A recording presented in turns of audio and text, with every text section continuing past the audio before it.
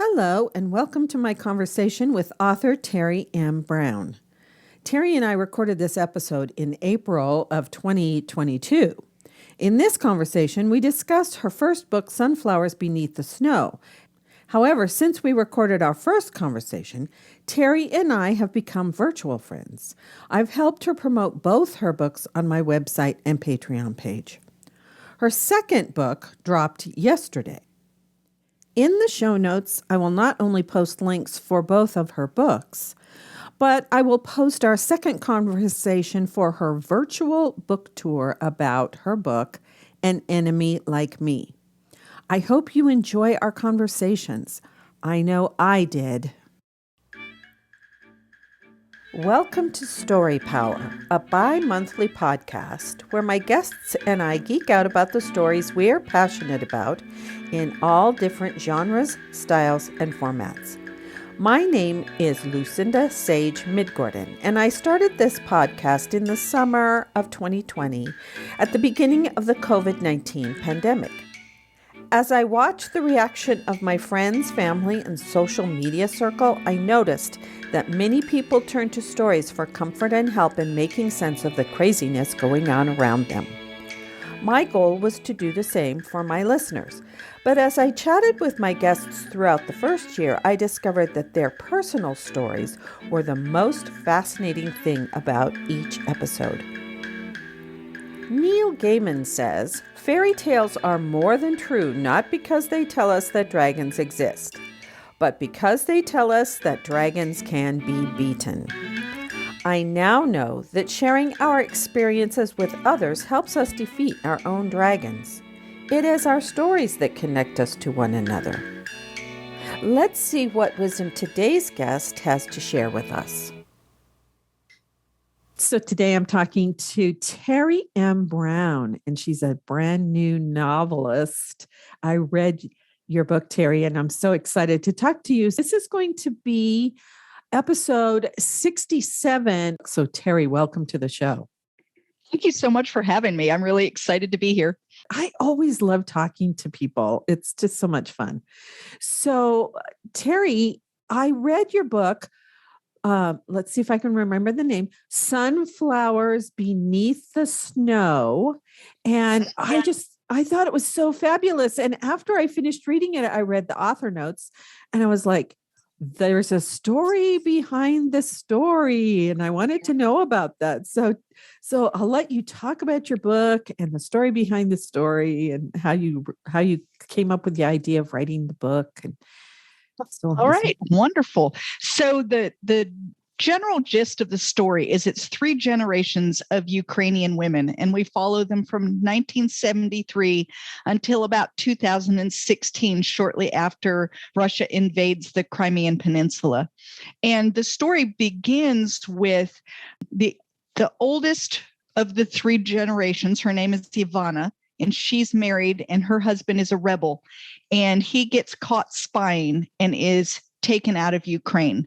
And from that point, we kind of follow Ivana, her daughter, Yvetsi, and then eventually her granddaughter, Iona. And we kind of see, how their life goes based on this thing that happened in the very beginning back in 1973. The story has a little bit of truth to it. A little tiny sliver of truth. And what happened is my daughters worked at a Girl Scout camp, and every summer they would also have international students who would come and get to spend the summer.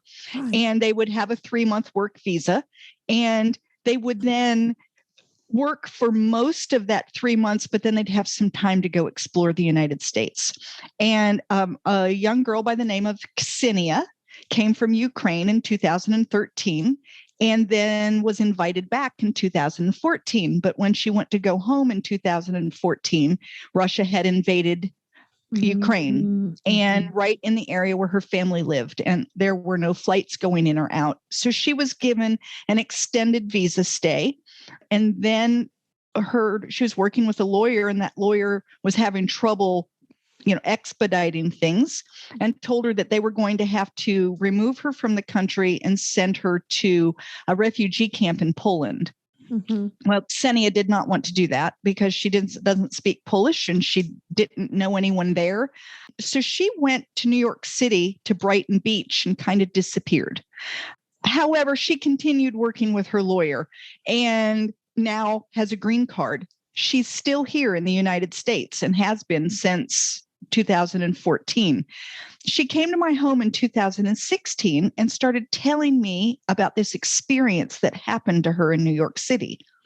And when she finished, I was sure that we had a communication problem because there was no way that the story she told me could be true. It was just utterly fantastic. So I repeated it to her slowly, small words, made sure that our English connections were going. And she agreed with me that, yes, indeed, that had happened.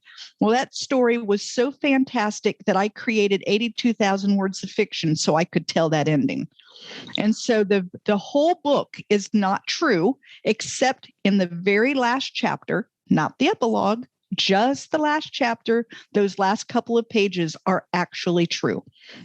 Oh, wow. Wow. So you must have had to do a lot of research, though. I did, because I knew absolutely nothing about Ukraine. The story that she told me I did not have to set people in Ukraine. I really could have probably set them anywhere. But because she's Ukrainian, I felt very strongly that I wanted to try to at least be somewhat true to her story. So I created characters and I figured out the right time period based on, like what would have been happening in early 70s. There was a lot of rebellious activities going on in Ukraine. And so I just used that as my starting point and off I went. And yeah, I had to do an awful lot of just research for the historical fiction portion of this book. Mm-hmm.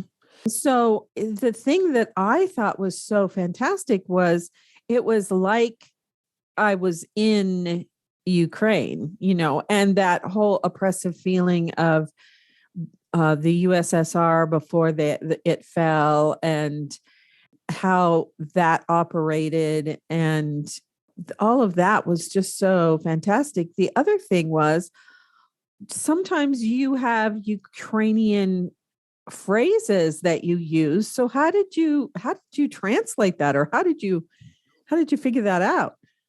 So mostly I just used Google Translate, because if you'll note, most of the time it's just a word. It's just a 2-word phrase. And Google Translate is really excellent at that. It's not excellent at whole sentences. You try to do a whole sentence and who knows what you'll get on the other end.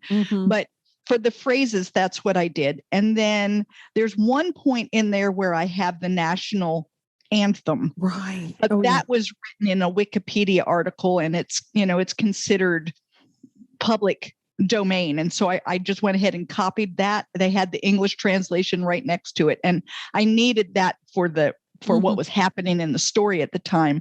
I felt like throwing in a couple of words like that helped create an authenticity to the story to really make you feel like you were part of it.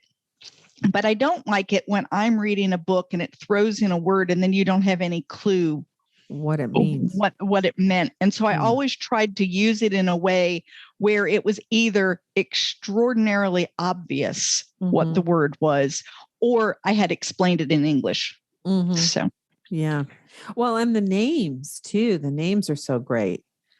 Well, the names, in the book, you'll notice that I gave them names that meant something. Right. And I did that because I named my children things based on the meaning of the name and whether or not it was part of our family history. And, my middle name, for instance, is Marie. So is my mother's. So is my daughter's now and my granddaughter's. So, there's certain things that matter. And so I just went into, you can look up Ukrainian names. And then I just started looking at what did they mean and tried to use the meanings of those names to help define my characters.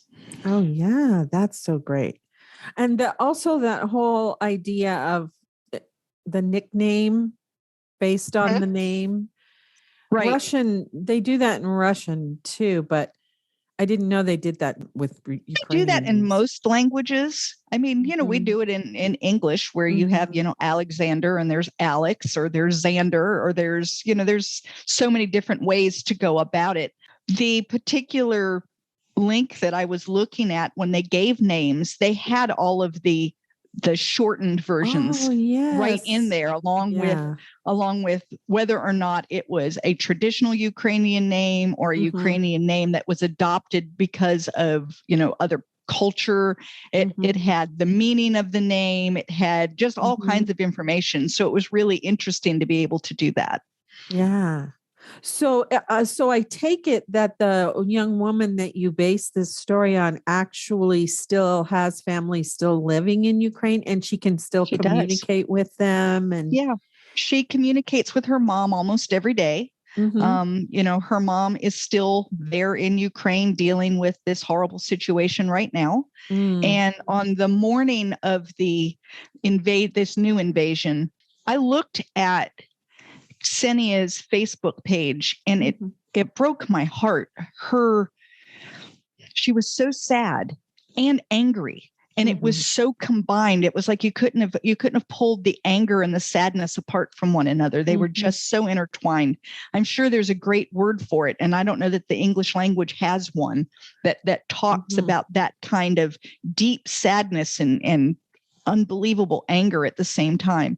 And I read her posts almost every day, and they're heart-wrenching, absolutely heart-wrenching to me.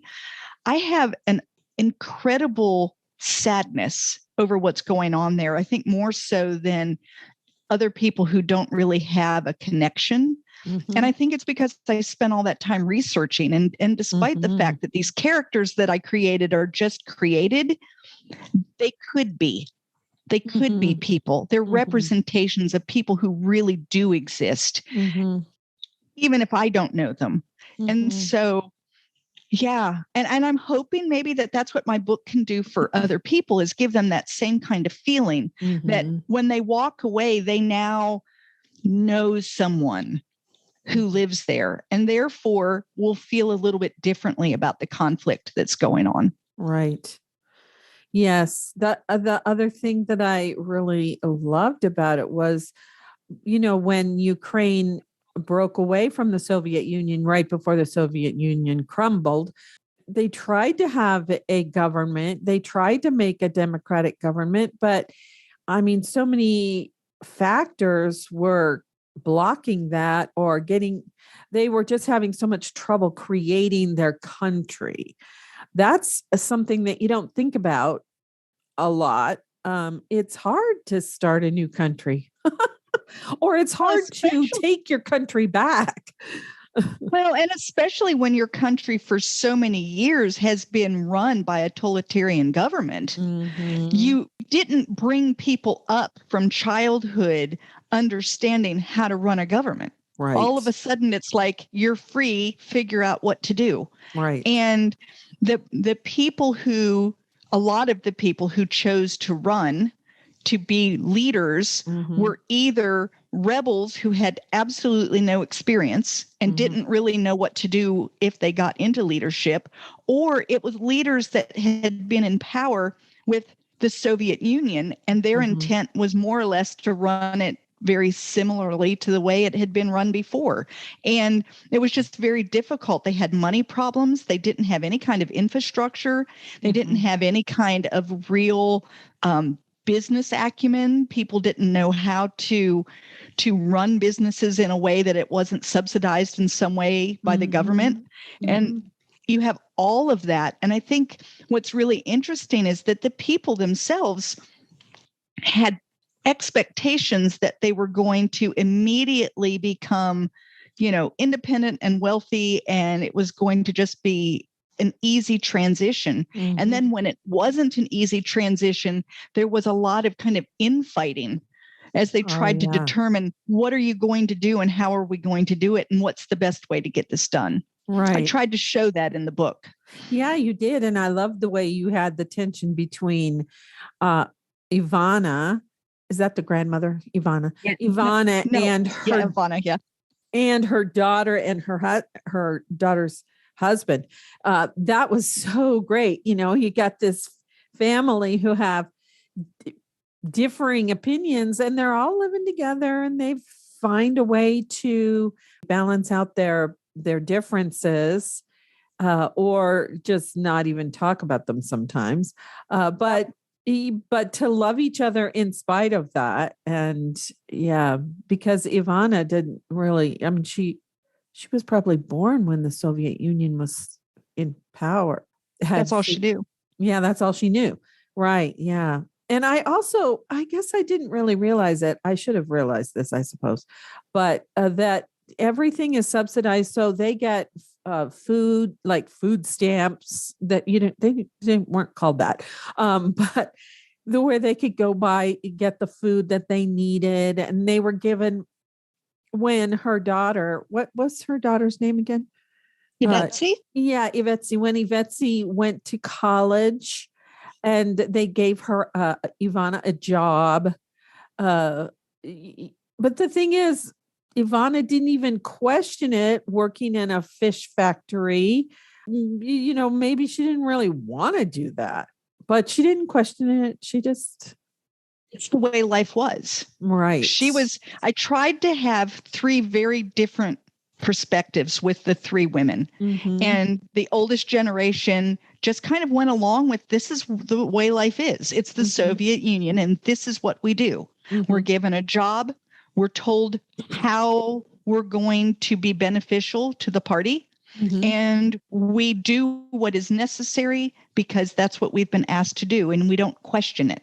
And on the days where we can't get bread and milk, we don't question that either. We just assume the party knows what they're doing. And then Yvetzi had more of that rebellious spirit like her father had. And she wanted free Ukraine, and she wanted independence. And she really would get very distressed over her mother's opinions about, we'll just, go along to get along. And it just wasn't who she was.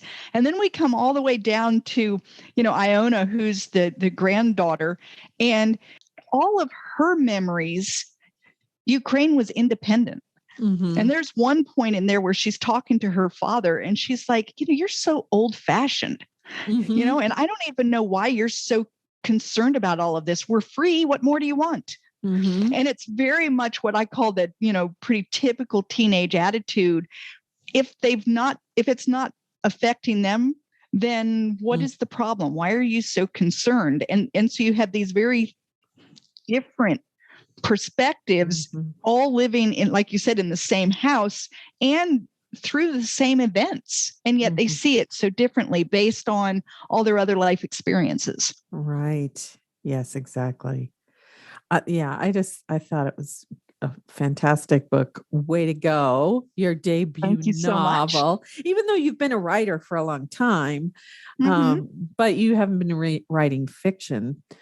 No, I started in 2000 writing for small businesses, and I wrote articles and website content. I wrote a couple of books that were kind of financial based on real estate, personal finance, that kind of thing. But it wasn't until 2017 that I even began to dabble in fiction at all. And then this book I wrote in 2018, and it took me to 2021 to feel confident enough to send it to someone. So yeah, it's been a kind of a long journey to get from where I started to where I am. Yeah, that's great. So do you have plans for another book?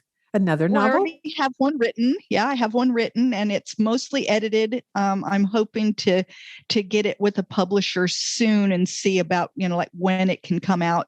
It's called An Enemy Like Me. And it is about a German American, a first generation German American who ends up fighting in World War II in Germany.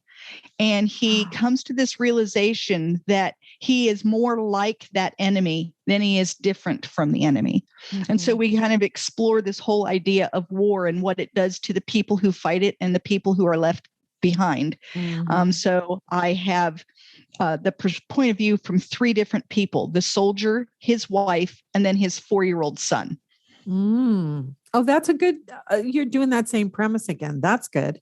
I really like the family dynamics. Mm-hmm. And this story just lent itself so well to it. And I think partly because my grandfather fought in World War II, and we are German American, but he was, many generations in, so it wasn't the same. But I was in my early teens one time when he told me how unusual it felt to him to be fighting in a country that his ancestors came from.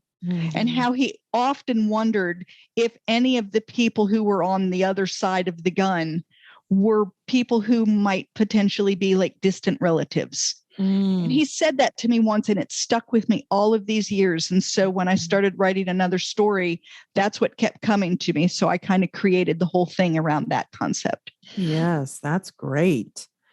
So you have a website and your book is available there.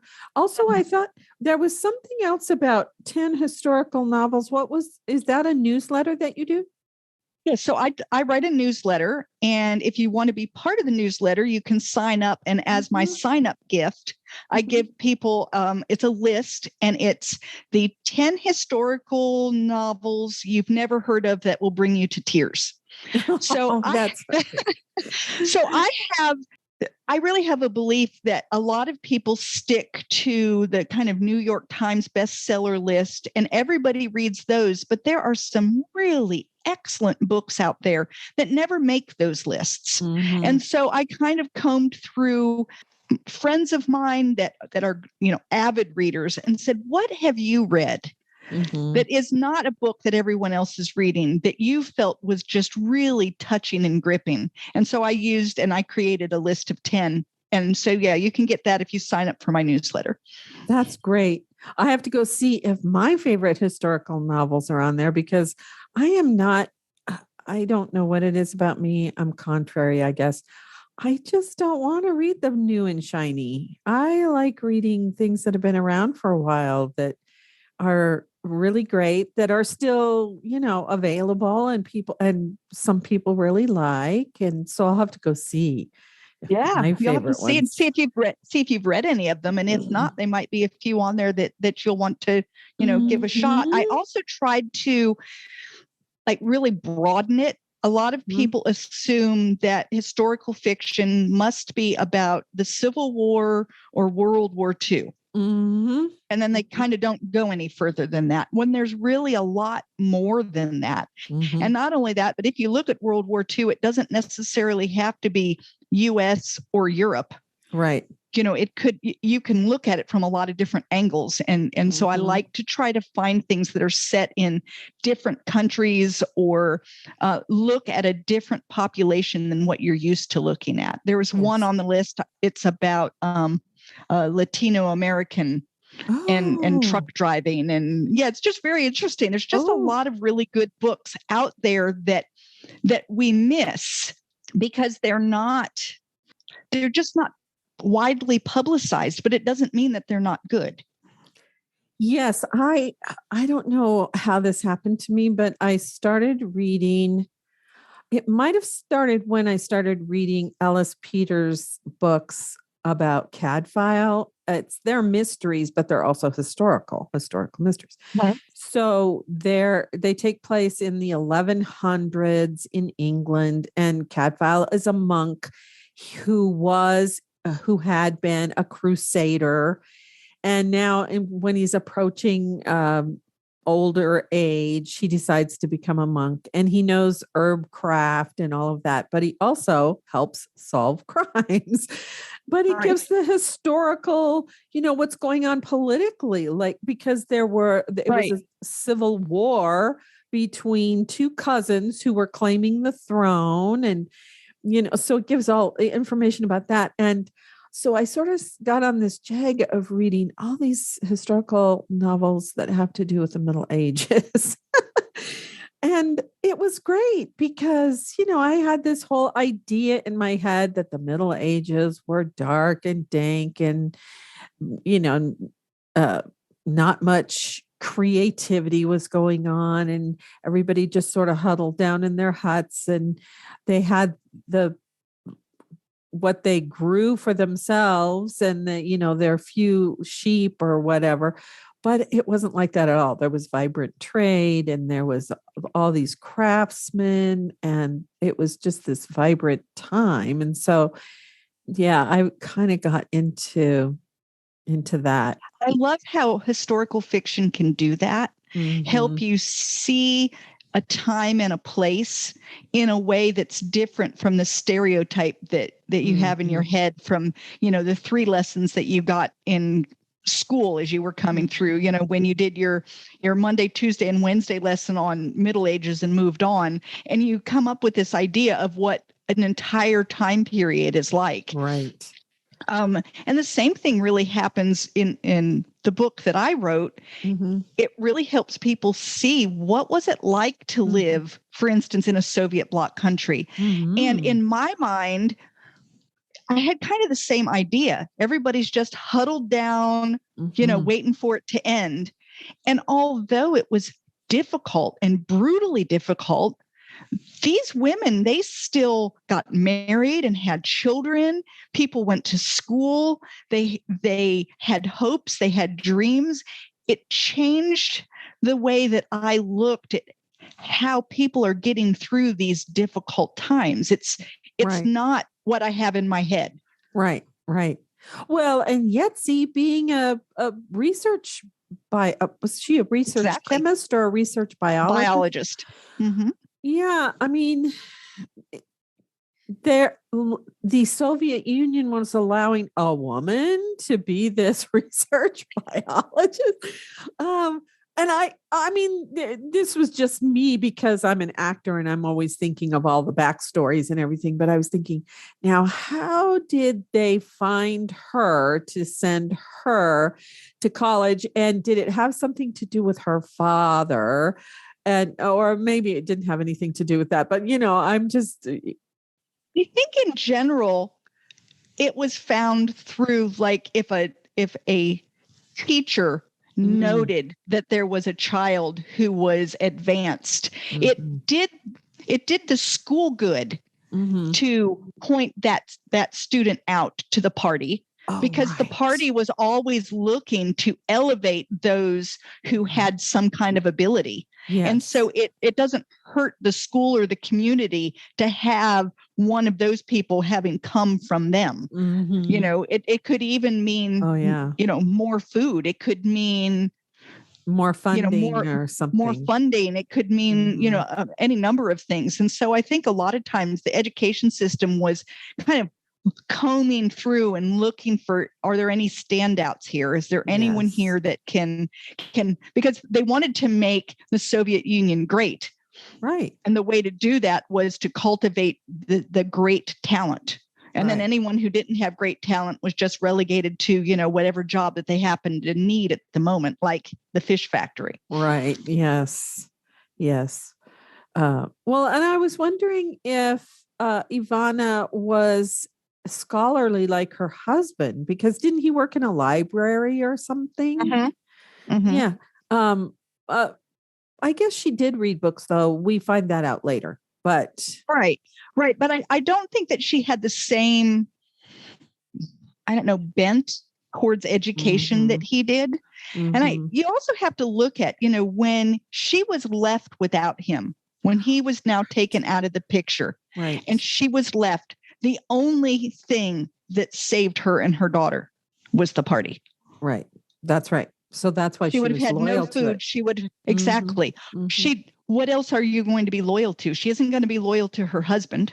Right. Because he's left her. Right. Yeah. Right. And she isn't going to be loyal to other people. They couldn't help her. She's going to be loyal to the party because if it hadn't been for the party, she would have had no food. She would have had no shelter. She would have had no way to take care of her child. And her child would not have gone to college and so on. Exactly. All of the other things. She wouldn't have had a job, et cetera, et cetera. And so in her mind, the party was the whole reason for existing. Right. And yet her daughter's looking at it like, I don't think so. And so you wonder, did she get that spirit from her father, who was, kind of a rebel? Or did she get it because she was exposed to a lot of different knowledge working in a university system? Did she become that way because a lot of the students had a little more of a rebellious spirit, so it started kind of like rubbing off on her? You don't really know, but you do know, as you read the book, that's what happens, is that she develops this kind of rebellious spirit and wants to see something that her mother does not want to see. Right.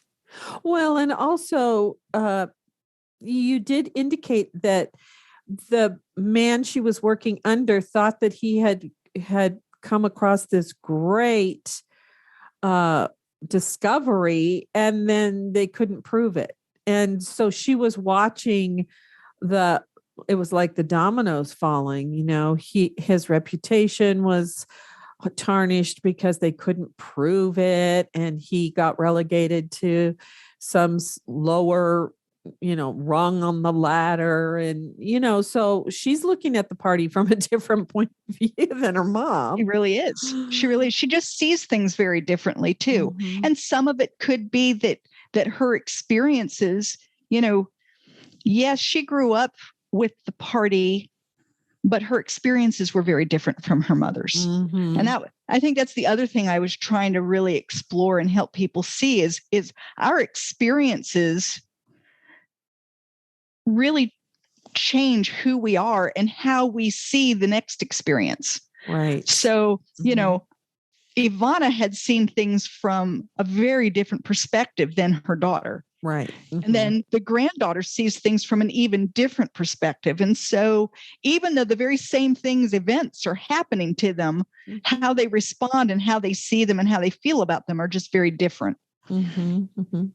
So you live in North Carolina now, but you were born, I'm going to change the subject, but you were born in Greece. And yes. How long did you live there, and have you been back? And where else did you live in the world? Because your father was in the Air Force.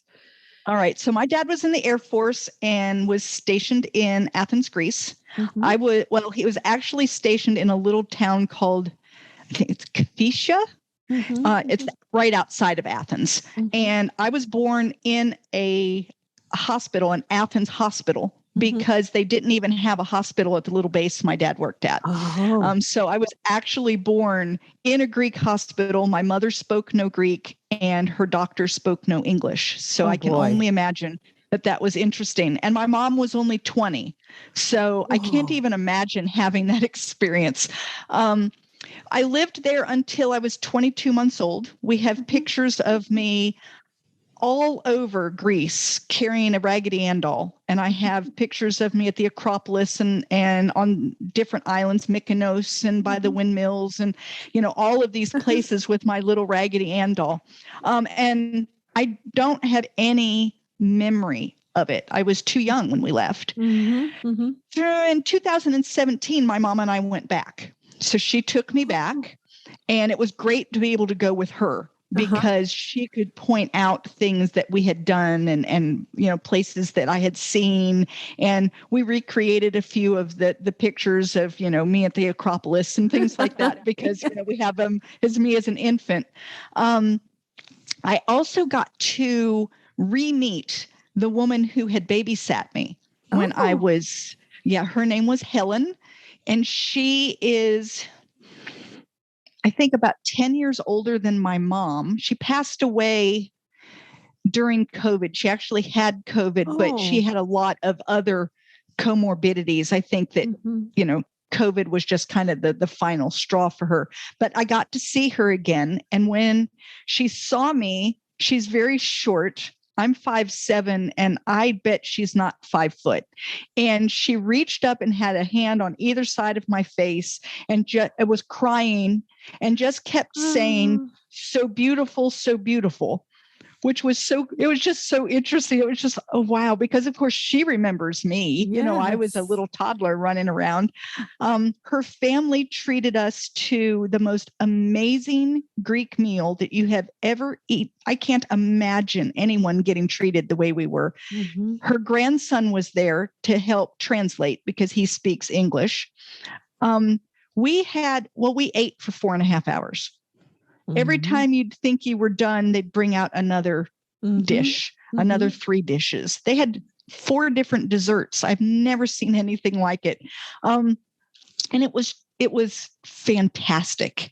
It was absolutely fantastic. And I am so glad that Mom and I got to go back, especially before Helen passed away, because that gave me that opportunity to like connect. The other thing is we were doing a tour on one of the islands, and the tour guide was a Greek woman. And as I was getting off the bus, she stopped me and she said, "I want to speak to you." And I was like, "All right." And so she let everyone else off the bus, and we got off the bus, and she said, "There's something about you. And I don't know what it is, but there's something about you." And I laughed and I said, "Well, I don't know what it could be either." And then we got to talking, and she found out that I had been born in Greece. And she said, "That's what it is. You're Greek because you were born here. It's where you drew your first breath, and it has made you who you are." And she gave me this little, I don't know, it's like an eye, and it was on a cord, and it was supposed to keep me safe. And she wanted me to carry that with me. And yeah, it was very interesting. That is interesting. Oh, yeah. We loved Greece when we were there. Oh, I love it. I want to go back. I definitely want to go back. Athens was beautiful. I don't know that I would be as interested in seeing it again. I'm more likely to want to do some of the more outskirt, less tourist type places, and kind of see and experience Greek life and Greek food and Greek music. And we had a contact there. Somebody that I did theater with knew someone who was studying to be a priest, and he and his wife lived in Thessaloniki. And so we went to Thessaloniki and spent some time with them. That's such a beautiful area. And then we took a vacation from our around the world trip, and went to Ophitos, which is on the peninsula of Cassandra, sticks out into the Aegean. And that was so wonderful. Oh my goodness. Just, I agree with you. Going to some of the smaller places, that was fun. We were in Greece for 3 weeks. We tried to go to Epidavros, but Papadopoulos, maybe that's his name, who had been the prime minister during World War II, died while we were there. And so we were stuck in Olympia because the country shut down. Right. For mourning. Right. For mourning. And so we never got there because I wanted to see the theater there at Epidavros. Right. But we did get to see the one in Athens. That was nice. And we did get to go to Delphi and, but yeah, I would like to go back someday because I just thought it was beautiful. I loved it. Well, it's definitely on my bucket list, is I would like to go back and see more. Mom and I had done a cruise that took us from Rome we got to see a few of the islands, and then it landed in Athens, and then we stayed an extra 5 days in Athens. So it was a great trip, but I want to go back and do more just Greek and a little outside of the beaten paths. And, I thought it was just amazing. I loved the whole experience. Yeah. We flew from Athens to Thessaloniki, and it flew right over the Aegean, and you could see all the way to the bottom. Isn't it amazing? So clear, so clear. It is amazing. My parents, they didn't have a lot of money while in Greece, but my dad worked 3 days on, 3 days off. And on their 3 days off, they always went to the sea. That's where we would always do.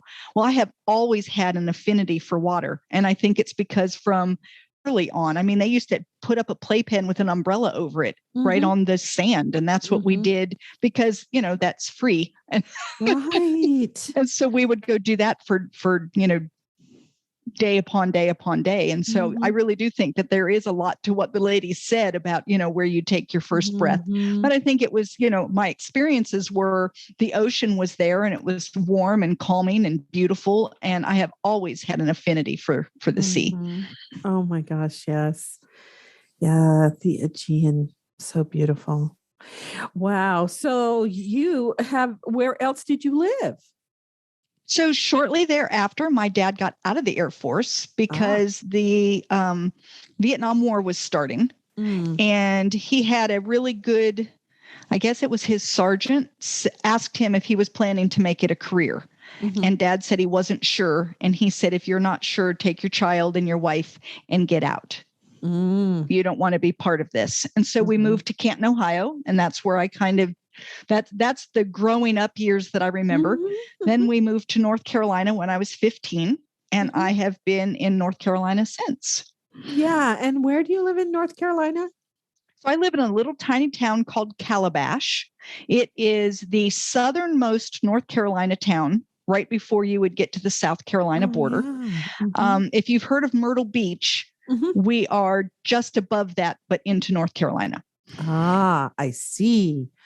We and my brother-in-law used to be a Border Patrol agent, and he taught at the Border Patrol Academy, which is in South Carolina. So Barry and I decided when we went to visit them that we would fly into Winston-Salem and drive so that we could see the countryside. Right. And they lived in Charleston. And so Charleston's beautiful. I love Charleston. It is beautiful. Yes. And so we might have driven close to you where you lived. You might have. Yeah. But yeah, so we're right on the ocean. Calabash is not a town that has an ocean front. It's more along the rivers and things that are all going into the ocean. But I can get to the ocean in 8 minutes. Oh yeah, there you go. So I go almost every morning and walk and watch the sunrise, and yeah, it's fabulous. That's the thing that kind of, if you're ever feeling like the world is tough, there's something about going to the ocean, and those waves, they come in and they go out, and they come in and they go out, and they're going to do that tomorrow and the day after that. And it kind of puts things into perspective for you, recognizing that, your problems are here now, but they're not going to be here later. And, that's just the way it works. So, yes. I grew up in the Northwest, and we would occasionally we would go to the Oregon coast, or not so much the Washington coast when we lived in Washington, although we part of the time my parents lived in Bremerton, which is near the Sound, the Sound of Washington. So yeah, water. And so now my husband and I have lived in Arizona for 26 years. And sometimes I kind of miss going to the ocean because you don't find close. A lot of oceanfront property there. No, we don't. Wow. So I am going, I don't know if I can do this on Patreon, but for sure on my website, when the Story Power episode airs, we'll have show notes, and I'll have your website. And I'll try to figure out how to do that on Patreon too. So this is the very first thing that I'm putting on Patreon. So that people can go look at those 10 books, those 10 wonderful historical novels. Yeah. Well, on Patreon, they'll at least hear it. So why don't we tell them that it's www.terimBrown.com, and that's Terry with one R. Okay, great. Yes, that's perfect. And let's see, was there anything else you wanted to say before we go? I think the only thing that I really like to let people know is how much I appreciate readers. Because if there weren't readers, then there wouldn't be writers, and I wouldn't know what to do with myself if I couldn't write. And so I'm just really, really appreciative of people who read anything, and mine in particular. And I also really appreciate you for having me on this show. It's really helpful to have, someone else championing my book a little bit and helping me get the word out about it.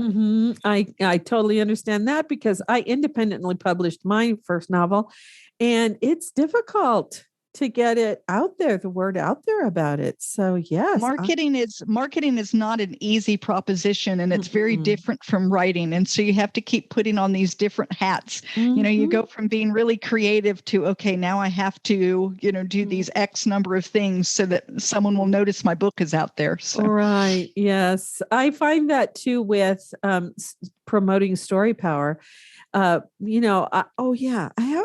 right. I have to put up the links on my social media. I mean, some of them are linked from my website, but not all of them are. So I have to remember the ones that are not linked. I have to go remember to put them on, put the link on. Like Instagram is not linked to my website. For some reason, I can't get it. WordPress doesn't do that. I don't know why. So, yeah. Well, thank you, Teri, so much. It's been so fun. Well, thank you for having me. I really have had a great time. This is a great conversation. It is. And when I get some patrons, we'll have a live Q&A where because I've been telling people, go read the book so that when we have the Q&A, you have questions for Teri about the book. And wonderful. Yeah. So I'll keep doing that on my blog and on my social media. And then hopefully when I get some patrons, we'll schedule a live chat. It sounds fantastic. I love being live with people who've read the book. I've done a couple of live events here in my community, and it is so much fun because they really have great questions that make me think, and people see things in the book that once they say it, I can see it's there, but I didn't even recognize that I wrote it. And so it's kind of interesting to see other people's perspective and what they're finding when they're reading. It is. That is interesting. I found that too. Yeah.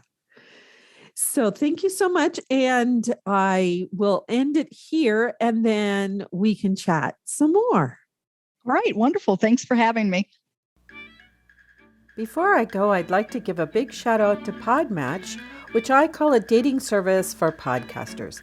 Since I joined their platform, I have met so many wonderful people from all over the world, and they make the matches so easy that if you are a podcaster or you have a message that you want to share, you might want to consider checking them out.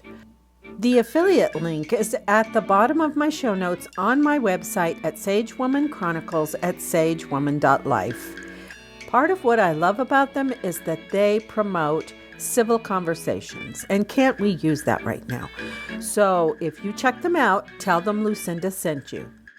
I'd also like to invite you to my Patreon community, where we will have chats with authors or creators.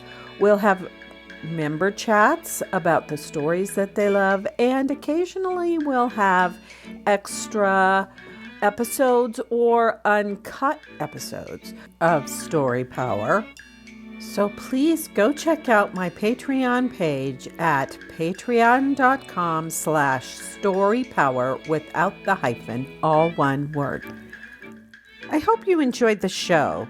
If you like what you heard, please share it with a friend and give us a review on your favorite podcast app. It will help people find us. You'll find the show notes for this episode at my website, Sage-Woman Chronicles at sagewoman.life. You can leave a comment there.